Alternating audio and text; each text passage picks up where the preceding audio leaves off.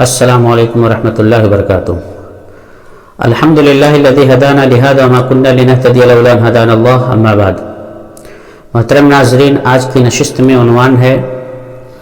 مفلس کون۔ آئیے آپ کے سامنے ایک حدیث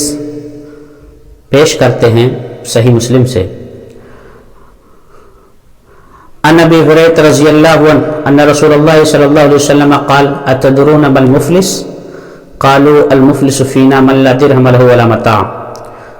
فقال ان المفلس من امتي ياتي يوم القيامة بصلاة وصيام وزكاة وياتي قد شتم هذا وقذف هذا واكل مال هذا وسفك دم هذا وضرب هذا فيؤتى هذا من حسناته وهذا من حسناته فإن فنيت حسناته قبل يجزى ما عليه اخذ من خطاياهم فطرحت عليه ثم طرح في النار، رواہ مسلم فی کتاب البر والصلۃ والآداب۔ اس روایت کو امام مسلم رحمہ اللہ کتاب البر والصلۃ والآداب کا دلائل ہے۔ ترجمہ کیا ہے؟ رسول اللہ صلی اللہ علیہ وسلم اپنے اصحاب سے سوال کرتے، پوچھتے بہت سارے معاملے میں، اتدرون، کیا آپ جانتے ہیں؟ اسی طریقے سے اللہ کے نبی صلی اللہ علیہ وسلم نے ایک مرتبہ پوچھا اتدرون ما المفلس، میرے صحابہ بتلاؤ تمہیں مفلس جانتے ہو کہ مفلس کون ہے، غریب کون آدمی ہے؟ تو اللہ کے نبی صلی اللہ علیہ وسلم کے صحابہ جب جانتے تو بتلاتے تھے، تو انہوں نے کہا کہ اللہ کے رسول صلی اللہ علیہ وسلم، مفلس ہم تو اس کو سمجھتے ہیں المفلس فینا من لا درہم له ولا متاع، مفلس ہمارے درمیان وہ ہے جس کے پاس درہم و دینار نہ ہو، زندگی بسر کرنے کا سامان نہ ہو، غریب آدمی ہو، وہی مفلس ہے۔ تو آپ نے فرمایا ان المفلس من امتی یاتی یوم القیامت بصلاۃ وصیام وزکاۃ، میری امت کا مفلس وہ شخص ہے، غریب وہ شخص ہے، حقیقی معنوں میں غریب وہ ہے کہ قیامت کے دن اس حال میں آئے گا، یاتی یوم القیامت بصلاۃ وصیام وزکاۃ، نماز اس کے پاس بہت زیادہ ہوں گے، نماز کا ثواب بہت ہوگا، روزوں کے ثواب بہت زیادہ ہوں گے، زکوٰۃ کے ثواب بہت زیادہ ہوں گے، لیکن ساتھ ہی ساتھ میں اس نے کون سا گناہ کیا ہے؟ وَيَأْتِي قَدْ شَتَمَ هَذَا، نماز بھی پڑھا ہے، بہن ماں کی گالیاں بھی دیا ہے، وَقَذَفَ هَذَا، جب چاہا کسی کو گالی دے دیا، جب چاہا کسی کے اوپر تہمت لگا دیا، وَأَكَلَ مَالَ هَذَا، نمازیں بھی پڑھتا رہا اور دوسروں کا مال ناجائز طریقے سے کھا گیا، دوسروں کے مال کو ہڑپ گیا، نمازیں بھی پڑھتا رہا، روزے بھی رکھتا رہا، زکوٰۃ بھی دیتا رہا، لیکن دوسروں کے مال کو بھی کھایا، وَسَفَكَ دَمَ هَذَا، اللہ تعالیٰ نے اسے دولت دی تھی، طاقت دیا تھا، روپیہ پیسہ سب کچھ تھا، اپنی طاقت کے بلبوتے جب چاہا کسی کا خون کر دیا، گولی مار دی، وَضَرَبَ هَذَا، اور یہی نہیں، نمازیں بھی پڑھتا رہا، روزے بھی رکھتا رہا، زکوٰۃ بھی دیتا رہا، اور جب چاہا کسی غریب کو مار بیٹھا، جب چاہا کسی کے اوپر لاٹھی برسا دی، فَيُؤْتَى هَذَا مِنْ حَسَنَاتِهِ وَهَذَا مِنْ حَسَنَاتِهِ، اللہ کے نبی جناب محمد رسول اللہ صلی اللہ علیہ وسلم فرماتے ہیں کہ قیامت کے روز جب اس کا حساب لیا جائے گا، لوگ دیکھیں گے کہ اس کے پاس بہت سی نیکیاں ہیں، نماز کی نیکی، روزے کی نیکی، صدقہ خیرات کی نیکی، لیکن ادھر مظلوم کھڑے ہوں گے، کسی کو مارا ہے، کسی کو گالی دیا ہے، کسی کو ستایا ہے، کسی کی زمین بےایمانی کی ہے، کسی کا مال چھینا ہے، ایک فہرست ہوگی۔ وہ لوگ کہیں گے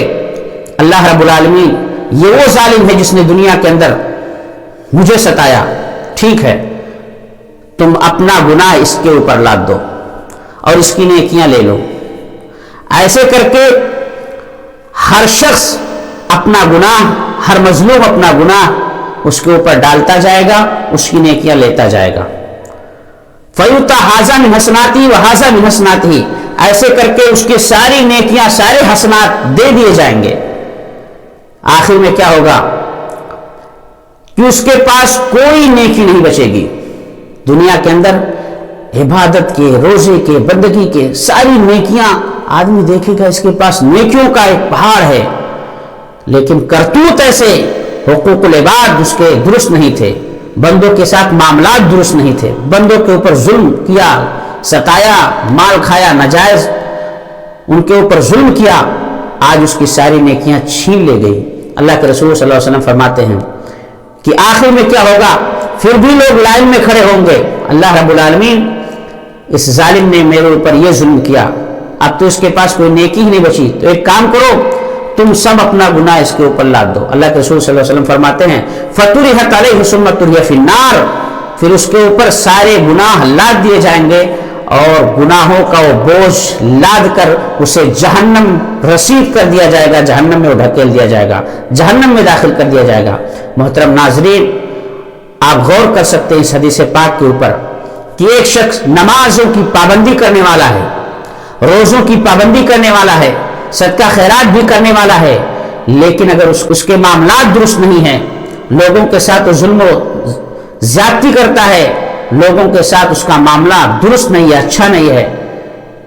حقوق العباد میں فیل ہے، تو حقوق اللہ سے صرف کام چلنے والا نہیں ہے۔ اس لیے ضرورت اس بات کی ہے کہ ہم جس طریقے سے حقوق اللہ میں، اللہ رب العالمین کی بندگی کرنے میں، اللہ کا حق ادا کرنے میں سب سے آگے رہتے ہیں،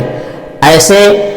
معاملات میں ہم صاف ستھرے رہیں۔ آج سماج اور معاشرے کے اندر ایک تائرانہ نظر دوڑائیں تو پتہ چلتا ہے ایک بھائی دوسرے بھائی کی زمین بےمانی کیا ہے، ایک بھائی دوسرے بھائی کا مکان بےمانی کیا ہے، ایک بھائی دوسرے بھائی کا پیسہ روپیہ بےمانی کیا ہے، اپنے بال بچوں کے خاطر ہمیشہ کی تاریخ بنا دیتے ہیں، تھوڑی سی خوشحالی کے لیے، بال بچوں کے آرام کے لیے ہم آخرت کی زندگی کو تباہ و برباد کر دیتے ہیں۔ حالانکہ ہوتا کیا ہے کہ ایک شخص خود غلط کرتا ہے اور اس کا فائدہ پورے بچوں کو ملتا ہے، حساب اسے تنہا دینا ہوتا ہے۔ اس لیے ضرورت اس بات کی ہے کہ ہم اور آپ اپنے گریبان کو